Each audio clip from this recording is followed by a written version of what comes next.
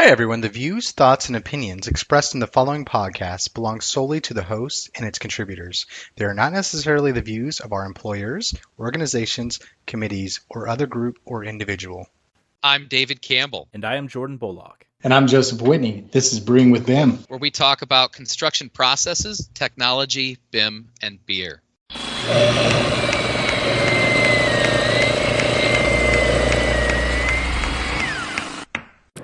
Hey everybody, welcome back to another episode of Brewing with BIM. I'm Joe Whitney. With me as always is Dave Campbell.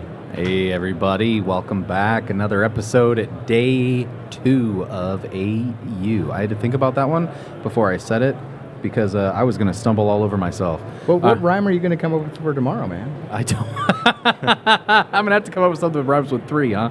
Yeah, we're going to have to find something. Yeah, that's a good one. Hey, everybody. So today we have an exciting guest. Of course, you guys, obviously you have some great software. Man, I've geeked out for a while on it. But Justin, why don't you go ahead and introduce yourself, sir? Sure. I'm Justin Domer. I am the Senior Product Manager at ClearEdge3D. And the products I am manager of is EdgeWise, which has been around for a long time. And we have Verity. And we're playing with some new tools of kind of managing point cloud data in Revit as well. So lots of little things that we're trying to take point cloud data and make it useful, as much as we can. Heck yeah, man! I love ClearEdge products. I've been using them for a while now. EdgeWise, when I originally got exposed to Scan-to-BIM, the craziest thing about EdgeWise to me was that it made parametric Revit families. It would come in, it was localized, like it knew where it was, the size, like, of course, What did we call it? Auto Magic? Auto Magic, yeah, man. We started calling it Auto Magic there for a few years, yeah man. And the libraries, I feel like with piping, with structure, being able to map that to your different libraries, your ANSI sizes of pipe, whether it has insulation, doesn't have insulation, the thickness is cast, copper, dude. To me, that was mind blowing. When I got exposed to that, it was huge. It really was. For our industry, we see a huge use case for laser scanning. In so many different ways. You obviously mentioned that you guys also have Verity. Mm-hmm. I could geek out for hours and days about Verity as well, man. Verification, and now you guys have brought it into Revit. Yeah, we're excited about that. Yeah, dude. That was one of the biggest drawbacks I saw of Verity. I loved it. And I saw the use case for Navis. Of course, Navis is a great aggregator. It's a GC tool. It is, right? It did work perfectly, but the only drawback that I saw it having in Navis was the fact that it could move the geometry to match the point cloud, but then I could not take that back to Revit. I could try to do some reverse switchback. More intelligence there is in Revit. Exactly. The native application. Yeah. Exactly, dude. Yeah, we're really excited about that one. One of the things we've been talking about a lot is that. We picked Navisworks originally because we could load anything in, and that neutrality was helpful for opening up lots of different workflows. But it is the fundamental thing is that once it's in Revit, we are able to really do so much more with it. And we've been playing with a lot of different workflows. One of the things we did recently was now that the data connector for Autodesk is publicly available, we are playing with taking a Revit model, a cloud shared Revit model, running it in Verity, and then we can push the results into the Revit model directly. And then, I have a Power BI dashboard that pulls directly from that, and I can see, the model, it's colorized, it's what's there, what's not there. That's awesome. What's installed correctly, what's not installed correctly. It's all available, and it's kind of just that aggregation of data is super cool. Is there, so you're able to track whether it's installed or not? Is there a component where maybe you're looking at project or project percent complete? It's we're thinking of a lot of different stuff for it. We Payables, see a ton man, of let's go. Yeah, Well, we see a ton of potential for all those things, and it's about it's because it's in Revit. We just have that door unlocked. Well, and all the intelligence, schedules, exactly. everything. It knows everything's in there. It knows the quantities. It knows the length. Yeah. Yeah, dude. Well, that's exciting, and I love the technology piece. But I also want to understand a little bit more about you, Justin. That's a good point. Yeah, thank you. Sure. You're a product manager. Yeah. How did you get into this? What were you doing before? So I have been with ClearEdge as of last week, 10 years. Oh my gosh. Congratulations. Wow, congrats. Dude. Heck Yeah. yeah. It's pretty wild. It's Yeah, crazy that's to a think. good mark, man. It's a third of my life, but it's been a Yeah. blast. I was working at a climbing gym prior to this, and right. Kevin Williams, the founder of ClearEdge, was a member of the climbing gym, and through just conversations, he kidnapped me. He's really good at spotting young talent, by the way. Trevor and all. So Trevor worked at that climbing gym too. Or no, he didn't work there. He was there, but there was a ton of people. Brian Thacker worked at the climbing gym. Yeah. I think half the company worked at that climbing gym for a period of time. So I got started originally as just an AE basically, and at that time it was.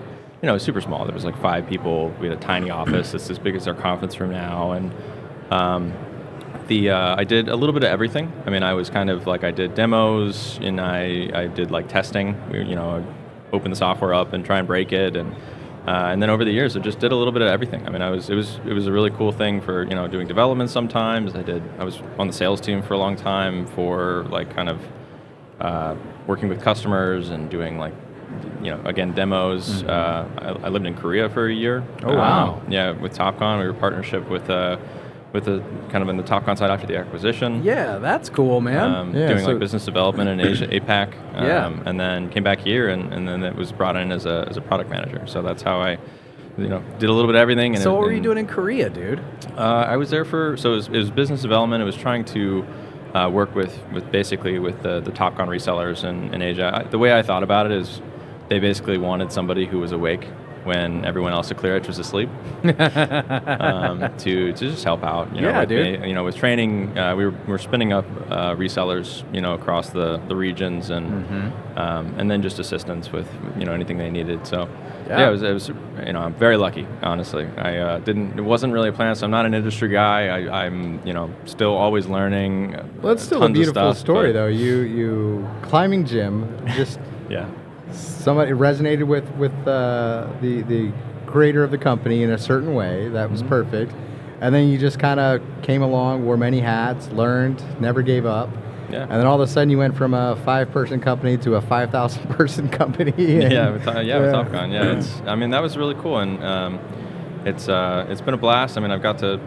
see a lot of places and meet a lot of really cool people, work on see some really cool projects. I've seen a lot of point clouds from really awesome projects. And that's also been really cool, seeing the progression of technology. It's been wild. I mean, 10 years, it's like, I remember seeing like the first mobile anything, and it was like, that's not useful. And then, to now where it's like the commonplace. It's common, it's fast, and it's cool for us too, because we're trying to leverage that more with what we're doing, right? We're trying to stay ahead of it, keep up with it, for taking advantage of that data as well. So you mentioned you've seen a lot of point clouds. My curiosity went a little awry there. What's the craziest point cloud you've seen, like in terms of oddball thing that maybe you've scanned, or just coolest application, or even the largest? Yeah, I mean, I've seen large point clouds. Yeah, there's some big ones. One of some big landmarks in Australia. Okay. Big landmark in Australia. Is there opera there? Yeah, maybe. We've seen that, or actually I haven't really seen it, but like we have a customer that was working with them. They were using that. Saw the Air and Space Museum. That was really cool. We could actually scan that, so like seeing the shuttle and everything else was really cool. I don't know. I think there's just been a lot of like random things you kind of see, and you're like, oh wow, that's like I'm there. It's like kind of, you can also walk around and see that space too. Any outside of the box scans, like outside use cases that you wouldn't have thought of? Airplanes and shuttles is pretty. It interesting. is. But let's say any outside of the normal like thought process of documented building, or what is the maybe most like have you scanned outside. An alien? I guess is what he's trying to I'm just trying to think of outside of the box. Not too many human aliens. Maybe outside of the normal. I went in and scanned a warehouse, or something like that. And outside of the box, like a different use case, maybe a different client where they had a different use case, or something that stuck out to you throughout the years. I have to think about that. We asked the tough question. Yeah, I mean, it's a fun question. Just hope I can come up with a good answer. I'm like, I can't really think of anything like too out of the box. I mean, we've seen different projects where it was like, well, it's tricky because sometimes like what we're looking for is like, what can we really help with? So EdgeWise is pretty specific of like, it's great at vertical construction. It's great at like really doing the core, the core MEP systems and everything else. So, we really don't cover heritage that much, and that so heritage can be really amazing buildings and really beautiful. Ornate, staircase things. I tend to lean like there's a specialty sort of thing. Yeah, I've seen a lot of interesting stuff of like Design Master X and you're creating objects out of the point cloud so that you can maybe 3D print a mold to redo some of that stuff, but. Yeah, there's ClearEdge is that's our EdgeWise that doesn't fit that type. Yeah. So I've seen some point clouds that are like gorgeous, and it's like it's one of those things for us. It's kind of like very cool, beautiful. We're not going to be the people that are really going to help out with this. That's just not our specialty. What it sounds like is he scanned some UAPs and he's not talking about it. Maybe. Right. Well, I mean, so maybe let me ask a different one, because you're right. I mean, EdgeWise is pretty. We understand that use case, and even Verity with verification. Like, I mean, I've seen like the case studies where oh gosh, I can't remember the building. Singapore Airport was my favorite. Well, actually, I forgot about that. I did scan the Marina Bay Sands. I walked around. We have like a scan from that. We walked around with it was a Jexel, the Heron. It wasn't the twin, but it was the one before that. Yeah, the backpack one. Yeah, dude. That was pretty cool. It's such a crazy place. Heck yeah, man. But that was an interesting one that I jumped in on. But do you ever take those scans into virtual reality or anything fun? Walk around them? Not too often. I mean, we live in EdgeWise so much that like that's kind of the place that we. I just want to make a video game. Come on, man, let's go. Hey, there's one right over there, Volterra, man. But that was a fun project. Yeah, dude. I was going to ask you, maybe let's think about what I want to say feel good. Like, what's been the most successful like use case, or what over the past few years working with EdgeWise? Do you have any clients or any buildings or something that sticks out? Like, this really worked for this. The ROI for this was insane. Like, it was just awesome. Yeah. I mean, we do have a bunch of case studies that we've done with customers, and like the time savings that we do consistently see is like I think actually I remember one. It was Larry Kleinkemper, Laser Larry. I did it. This was many years ago, but I guess the story was I didn't really know who he was yet because I went to AU later, and I did an EdgeWise training, and I think it was ducting, but we went through and did the training. He had never used it before. He had this huge project, and then later, so we went through it. It was like an hour training, and then I think at AU later that week, he was like, or I think at some point later, he told me that like he thanked me because he had time to make it to AU because he was able to model fast enough with EdgeWise to finish the project so he could actually come. That is cool. And it was, and yeah, I mean, I had no idea. Dude's a legend, but like, that was like I was like, oh, cool. I'm glad that worked for you, because it was. I mean, it's not like that's the nice thing for EdgeWise is it is just like I've done a lot of trainings over the years, and it is pretty straightforward. But that was a fun one of like, kind of a real direct answer of like, yeah, he was like, yeah, thanks, man, that saved my butt. Heck yeah, dude. That's always awesome, man. Not just like hey, we saved a bunch of money on this project, we did this, but dude, you gave me time back in my day to do something I enjoy. That's remarkable. Yeah, and we see that. I mean, we do see that a lot.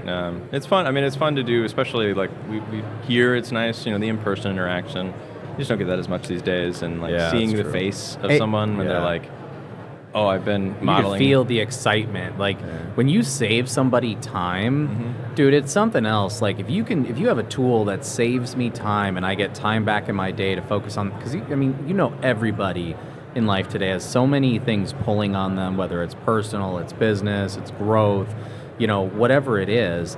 There's so many things pulling, and if you can give somebody time back, I mean, it's insane how valuable it is. Well, you mentioned the event and interacting with people in person. I could skip every session at AU and just be happy with the networking. That's true. I don't know how many AUs I've been to. I don't even want to count, but I always find there's just walking the expo hall, just seeing what people are doing. Seeing the new technology that's out there, the different tools. Just seeing what people are displaying that they've actually been able to accomplish using legacy tools is awesome as well. I'm just interested to see how people are doing things. That's always exciting. But the other part is just talking to people and catching up with your peers, because the world does not slow down. No. We have more to do than ever. Technology is becoming more commonplace. It dominates our industry. and people are getting creative with some cool stuff on how they're achieving things, and you guys are accomplishing something that Dave and I have kind of whispered behind the scenes, saying it'd be cool if this was in Revit.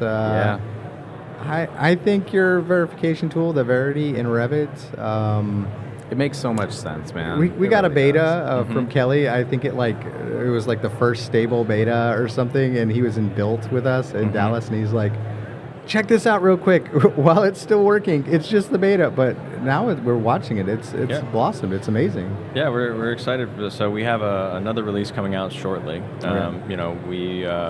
We got it in Revit, we stabilized it, we sped it up a lot. Yeah, this was years ago for our listeners. At least a couple of years ago. Yeah, it was 2 years ago. Yeah, and so we kind of officially supported it in June, which was great, and then now the next release we're really trying to the big push is just unified data, working with unified point clouds.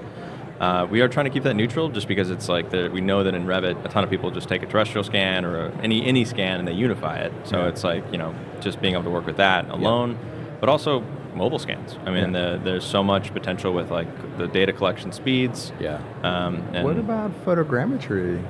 I mean, maybe. I don't have any good examples. I mean, if you have a point cloud with it, then from it, then I would love to try it and see what it does. But well, the accuracy might not be there with photogrammetry. So let me clarify that. But like getting back to my project percent complete thing. I mean, we're thinking about it. I'm just giving you ideas. Yeah. I love it. I mean, I want to. Things I want people to build. That's all. Yeah. People at TopCon to build, buddy. We'll let's keep talking. Yeah. We got some ideas. I wanted to grab you guys earlier to show some stuff, but you don't want to say it on the air. I mean, we're looking. I mean, for Verity, it's like I was just kidding. We have some ideas. One of the things we've been playing with is the free plugin that we have. Yeah, I was going to ask you about that. Yeah, so free tools are awesome. Yeah, we're trying to find the balance of like kind of giving some tools that are useful in Revit and like kind of filling that in, because for Revit, I mean, it's kind of a pain to manage point clouds sometimes. Yeah, it is. Right? So it's like... I don't like doing it in Revit. Yeah, it's I don't like doing it in Civil 3D either, or AutoCAD. No, Civil 3D took most of that functionality. You got to go to InForge for the most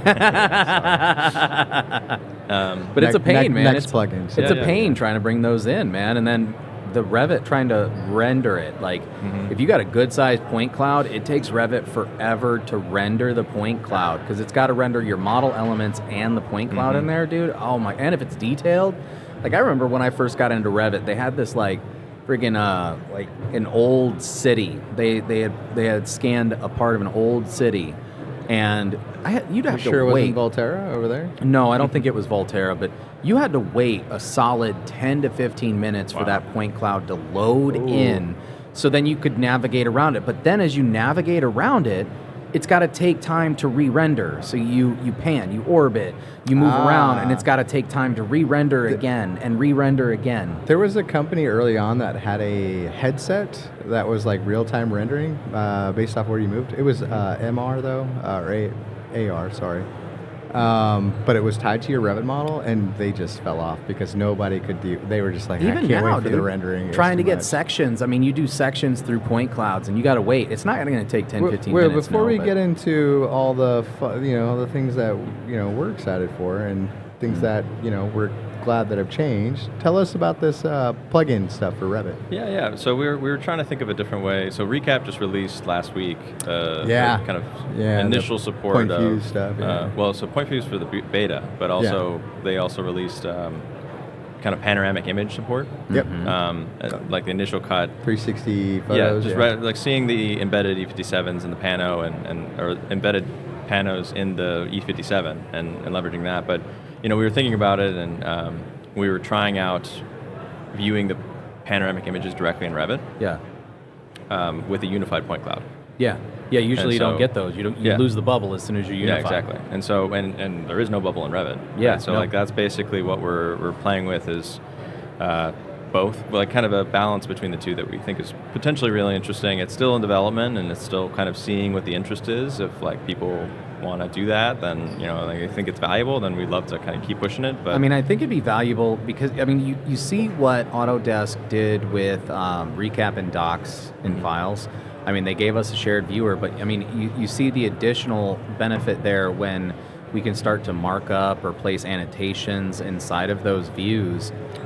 Even in Recap, that was a huge thing for people to be able to annotate and collaborate, to take measurements off of that, to be able to, add text and say, hey, this needs to be moved over, or we need to think about this for clearances. Now imagine not having to go to Recap, but doing it all in Revit. Exactly. You mentioned desktop connector and ACC. I imagine you may be leveraging the issues plugin at some point? We're thinking about it. That's I mean, so that's for Verity especially, but in general, that's some interesting things. Again, it's looking at for Verity, what we're kind of playing with is, we have this info, and we're trying to figure out the best way to get it in people's hands, right? Because there's with Revit, there's so many options, and which is super exciting, and it's just kind of looking at Is it making 2D views and sheets, with kind of like and tagging and kind of showing everything that's in Revit directly? Is it issues? Is it integrating that way? There's lots of different things that we think are super useful that we're looking at. There's another thing. If you're looking at making things in Revit, can you do me a favor and make a spooling engine for Revit? Well, in all reality, dang it, dude, that was a good one. No, that was a good one. I was like, it's not scan related. No. Oh gosh, I forgot what I was going to say now. I'll have to eat my mango Italian ice over here and think about it. David's over here eating some ice cream. Yeah, it's been a long day. Well, he skipped lunch. We ate breakfast, and then it's been an all day. I went in this closet behind us and gorged real quick. So, dude, I remember. Thank you very much. Speaking of gorging, but right now we have a big problem with point clouds on local, right? And as we see this big push to the cloud, I know for processing right now, like a lot of times EdgeWise, the point clouds need to be local. Yeah. And I'm guessing for Verity, that's the same thing, right? With the desktop connector, yeah, that's what I was thinking. But at the same, I've tried using the desktop connector. Yeah. It'll tell you that it has to be local. Is there any thought on potentially trying to move that to a cloud, or being able to process those, point clouds without having them held locally? I mean, it's certainly a thought. We've looking at what's really possible and functional. I mean, part of it is, I think that I do expect the industry to shift to streaming, kind of more streaming of the point clouds. Yeah. The desktop connectors got a lot of mixed feelings about it. Oh, yeah, dude. Well, I mean, because it's dealing with big point clouds is tough. Exactly. The update they did, which has added a lot of benefits, was it version 15 or 16? Yeah, 16, huge. It made things cooler, but it also was a can of worms for other things. And it's a tough thing that we are interested in, like the seeing some potential with the images we were talking about. Those would work fine and desktop connector. The small files, realistically, it's just images, but that's something we see, like the whole team being able to view that and link that with the cloud shared model. So there's some very we definitely are keeping that in mind, but yeah, I mean, there's definitely, I would expect in the next year or two that the push for streaming point cloud data, just to prevent people from having to have 200 gig, 300 gig point clouds on their local machine. Well, that's it, dude. Makes a ton of sense because it's hard. I mean, it's always been hard. I still remember shipping hard drives many a time. David's laptop is a terabyte and it's maxed out. We couldn't even open videos to edit them. Well, it's funny you mentioned that, because I was going to go off of his point, dude, because even with the desktop connector, like, I love the desktop connector, but it is a copy. It is a local copy of exactly what you have in the cloud, and if you want to work on it in any way, it's doing you got to download Revit it. Accelerators used to do it. Communicates the deltas between them. I get that, but that means essentially, and we could think about workflows where, I could do this in EdgeWise where I could link it to the docs folder that's actually held through the users, but at the same time, they have to download that point cloud. It gets away from the solution of, having 200-300 gigs on somebody's laptop, like on their personal local, right? Yeah, and using Autodesk's a free unlimited space. Well, not free, yeah, exactly. Space. It is unlimited space, exactly. We need to figure out a way to use that unlimited space, but to still stream the data, because that's the other problem, obviously, you guys are very well aware of, I'm sure, but the broadcast speed, the download speed, the upload speed, right? Because if you're streaming, you're streaming a point cloud, dude. Can you think about trying to stream a point cloud? Like, I try to stream a movie sometimes, bro, and I can barely do that. Well, that's because you live in the sticks. I just got fiber last week, bro. Ooh, I'm so excited. Nice. Yeah, that's a big Your life's upgrade. about to change. That's They brought fiber to the cornfields. Oh yeah. I remember trying to work off EdgeWise on a server. Local copies were great, but it sounds like you guys, everything moving to Revit for on the Verity side. There's potential. I don't know. I'm excited to see that. Yeah, we're keeping our heads in it, and we want to keep EdgeWise, moving and grooving. The thing we've been working on. This is not super relevant for the AU in this moment, but we've been working a lot on the Aviva integration and partnership. So that's been a focus for recent months that we've been working on it. But we're looking at different things we can do in EdgeWise. That's oil and gas, right? Yeah, exactly. Yeah, it's a lot of plant process, and it's a lot of piping. So, in all honesty, dude, you guys have made several strides, even just in the past few years that I've seen. We kind of mentioned it earlier, but from going to when I first got into EdgeWise, it was terrestrial scans, it was structured scans only, right? Now you could do an unstructured scan, but it would only give you walls, or it would only give you certain things. Now we're starting to see where you have automatic pipe extraction from an unstructured scan. I mean, dude, the usability in that case, as you guys continue adapting, I think it's awesome, man.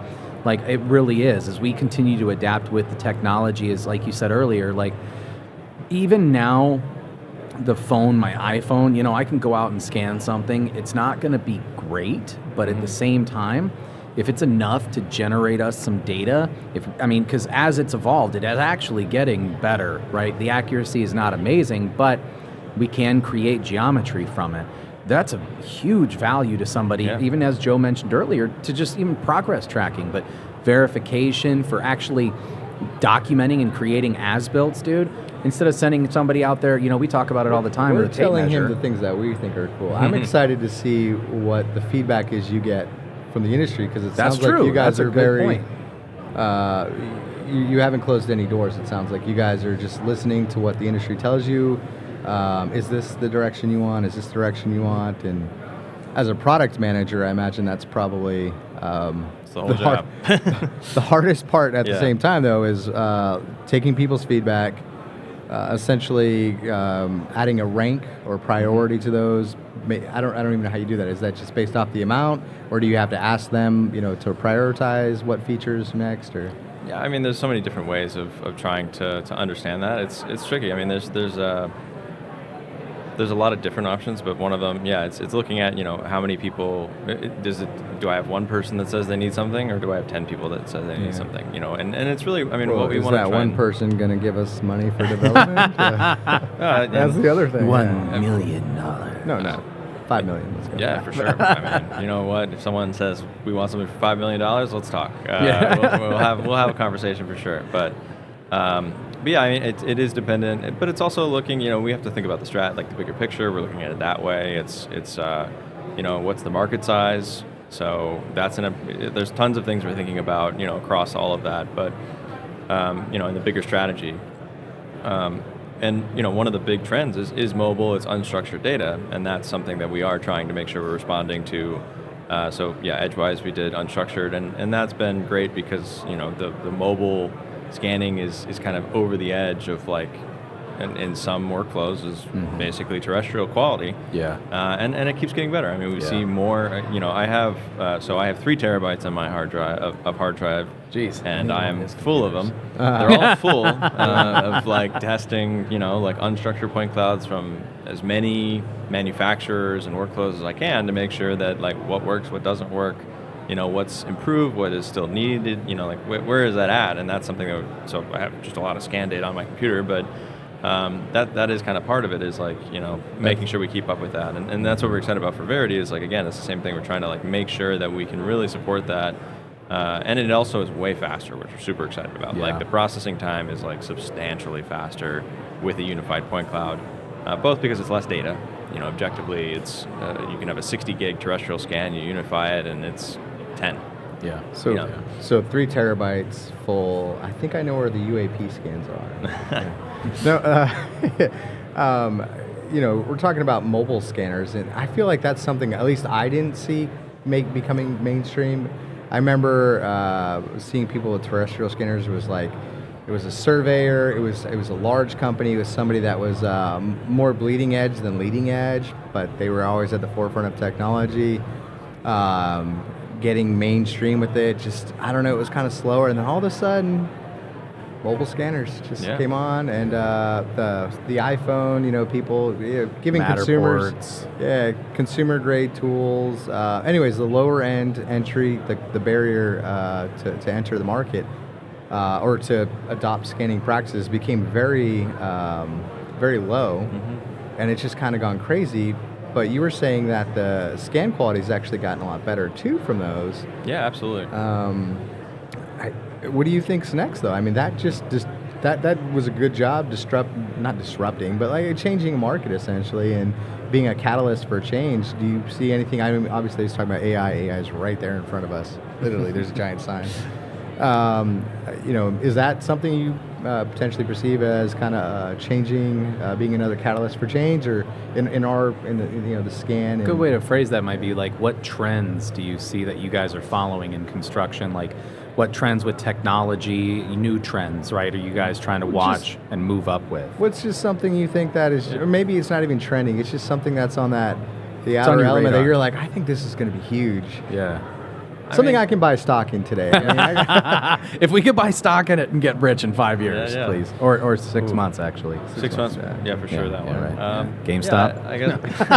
There we go. Hodl. Diamond hands, baby.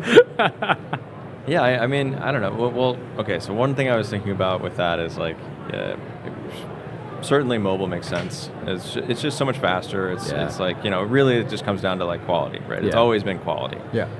The speed was never a question. And I think the one thing I think about is like, so I went to AU my first time when like 2016, I think, or 2015. And, when we talked to people, the first question was like, for us, right, at ClearEdge with EdgeWise, it was like, have you ever heard of laser scanning? Yeah. At that time, the answer was like maybe 30% of the people that I talked to even had any idea that it existed. Yeah. And so now that's not a question, right? And now it's like, what scanner are you using? Yeah. What is, it's not, I don't have to think about that. So that's one part of like it's becoming more common. And I think part of that is because like the data is much more accessible. It's been collected much faster. As far as like trends for it, I mean, I think it's all about it does seem like, it's all about data, right? Yeah. Data analysis. Point clouds are still a means to an end. At the end of the day, they're cool. It's great that they're happening fast, but that's not the goal. I mean, and that's something that, it's everything else after that. And so we're super happy that they're, being created and they're so much cheaper to make and that they're so much more accurate and, the colors are great and everything else. Like, that's all super beneficial. But as far as trends, it's like, it's still just a means to an end, and we're looking at like how to get as much value out of it as possible. So to get to that, and that's what I don't know if that's really a hot take, but so we're not buying stock, Dave. Yeah, I don't know. I don't know. We'll see. It's like there's the cloud stuff. I think streaming point clouds and really not needing. Oh, I guess that would be it. Is like, I could see that in a couple of years where it's like you don't need to have a huge huge hard drive anymore because you just stream it locally and that's all you need. Which sounds great because I think we're getting there now, especially if you consider the fact that the cornfields now have fiber. I mean that helps a lot. Sure does.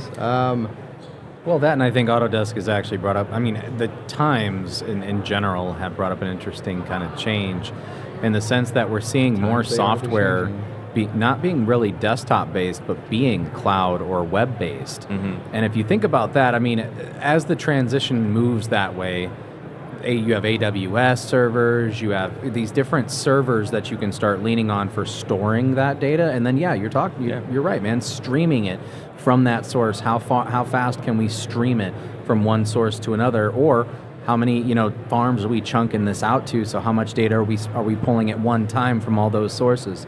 I mean, it's an interesting thought process, because it is a trend that we're seeing right now. Even people have been talking about Revit shifting to the cloud. I believe in the next... They've been saying Revit shifting to the cloud for 10 years now. I Okay. remember... In the next 5 years, I bet you we're going to see it. F.Raim was an application. Wow, the speakers kicked on for you guys. But F.Raim was a company that was working with Autodesk to move AutoCAD and Revit to the cloud. Yeah. It was very choppy. Yeah, well, AutoCAD's already in the cloud. AutoCAD's already there with a mobile web, too. With a mobile app. It's like a less than a I'm not tenth going of a to... functionality. Okay, all right. And all right. there's an issue with I scaling get what in you're it. saying. Yes, it has to grow. It's It has early. to grow. It is early. I just want to point out flaws, all right? Let me nag on this stuff, all right, man? This dude is a narcissist, but I love it. No, that's not what a narcissist is. No? No. You point out flaws? No? No, I mean, dang it. maybe I'm just sorry. Pessimist? Pessimist. Yeah. Dang it. Yeah. Yeah. I Thank mean, I you. might Well, be a narcissist. maybe some- No, the Venn diagram you're is right. somewhere. Somewhere in Maybe. there. Okay, you're pessimistic.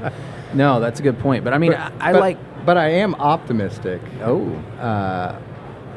Going back to the Verity thing, I like seeing what you guys are doing in Revit.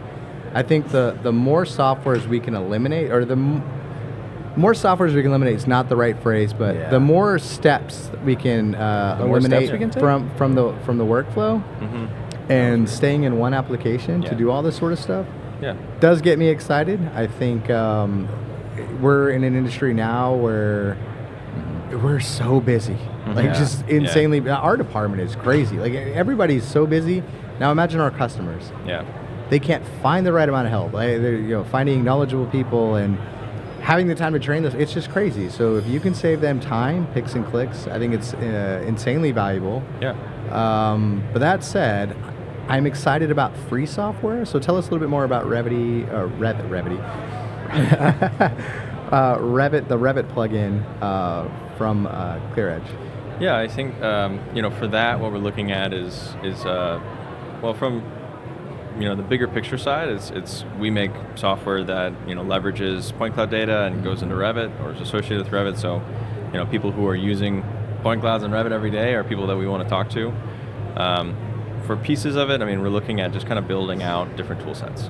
We want to kind of add that. So one of the things that's actually in beta is we have the EdgeWise Revit plugin. It's going into the Tools for Revit set, right? And it's nothing foundationally that different. We made it faster, and it's like, but it does the same thing. But the idea is it's kind of unifying the different tools that we have inside of Revit together under this like one umbrella.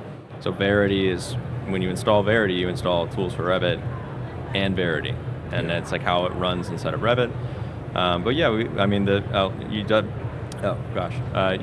you should definitely come check out what we're looking at with the images. So we think that's a really interesting way of like visualizing the point cloud data and kind of looking at that side.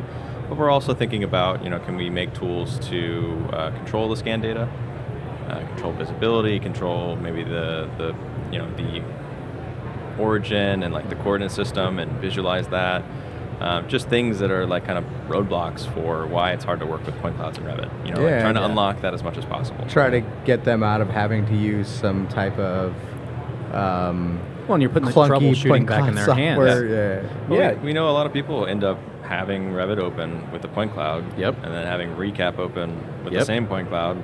Trying to localize, same trying to time. center it. Yeah, dude. Yeah. And so we're just thinking about ways of like how can we put Recap functionality directly in Revit. Like why are people doing that? And it's visualizing the image data. It's it's referencing coordinate system. It's measuring things. Yep. There's lots of things All that the are things happening. you should be able to do in Revit. That's perfect. Yeah. And so we're kind of thinking about it that way of like just letting people stay where they want to stay inside it, which is inside of Revit.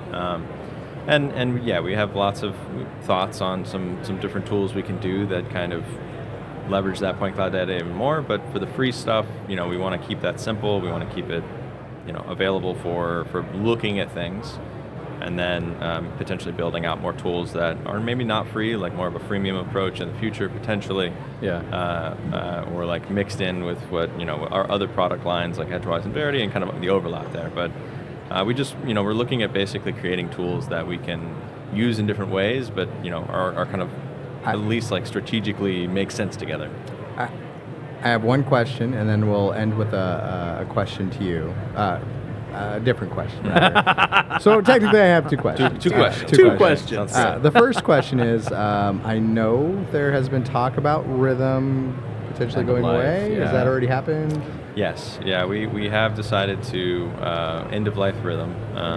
So we it was kind of attached to Verity in Navisworks originally, and we moving forward. Basically, when we released the 2.0 version for Verity, which was the release with Revit support, we pulled out Navisworks rhythm support out of that ecosystem. So is there a little teaser where maybe that functionality might make its way into Verity in Revit, or is it already in Verity in Revit? So right now there are some workflows that could do some of that, but we're really, for right now, we're focusing more on the vertical construction. Okay. That is probably more on the collage site side. So we're really looking at concrete flatness tools on the in-field solution. I forgot about collage site. I'm bad. Sorry, man. Yeah. No, right. Yeah, and we think that makes a ton. Because the thing is, at the end of the day, in a concrete scenario, from what we understand, and again, this is not my expertise. PD is definitely the expert on the collage site side, but concrete flatness is knowing what's not flat on site immediately is in kind of that in-field scenario is very, very valuable. And so you don't want to take it back to have to process it. Once it's in Revit, that means it's been registered. It means it's come concrete to the stripes together. Yeah. It's kind of is where it is at that point. And so as opposed to like an in-field solution, so we think there's a lot of power with that. Whether those tools kind of filter back into Revit, maybe. We're really focused. I think there's a ton of value on the collage site side. What you're saying makes the most sense. It does. And then one last question to wrap up with. Well, we're running out of time. Add one? Oh, I know go we're right running ahead, out, buddy. but I just thought about this because you've got 1 minute. Well, okay, interesting overlap. We had a podcast earlier with HP SitePrint, and they talked about how as they're going through to print a site, they can actually calculate floor flatness with the HP SitePrint. And they might be able at some time to export that file.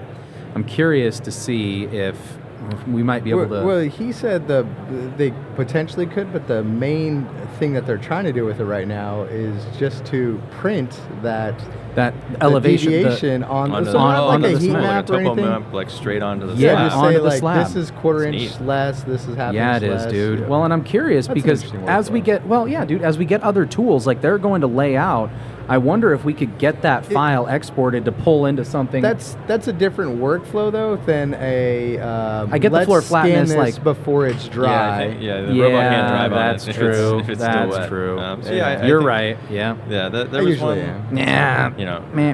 One of the ideas we saw. What's that? Sorry. One of the ideas we saw was just there's a laser with like the GTL has a laser like pointing at the high spot. That's pretty cool. It's just an interesting idea. It doesn't, that is an interesting idea, man. Thing, but like that's the sort of things that like because it's in field, you have a lot more. So again, that's not my expertise for it, but and just to go back for this, I won't say that there's no way we're going to do that inside of like Revit or Navisworks, but we saw with rhythm functionality on the desktop, it's pretty late in the workflow comparatively to it definitely an makes in-field sense. solution. It definitely makes sense in field in situ. Yeah. That time it makes sense. So my last question to you, which we probably asked 5 when I said 2, is simply this. There's a lot of change that's happening in our industry. We said AI and all these other things. What is something that's really grabbing your attention that maybe you're not going to integrate yourself, but just something that's exciting that's coming along in our industry? I think one of the things I've seen is like I thought this was I listening to other podcasts. I know digital twin is a bad word. I know. But the idea of I've seen this in different applications, but the idea of kind of leveraging. We make the models, right? We have tools for making the models, but at the end of the day, it's kind of a bridge between that I thought was really interesting. Is like IoT devices that are like linking the sensors, like the sensors and everything, lights. and having that clicking on like basically because we have the model now, and we have if we have like an accurate model, use Verity for that, but linking in the kind of data.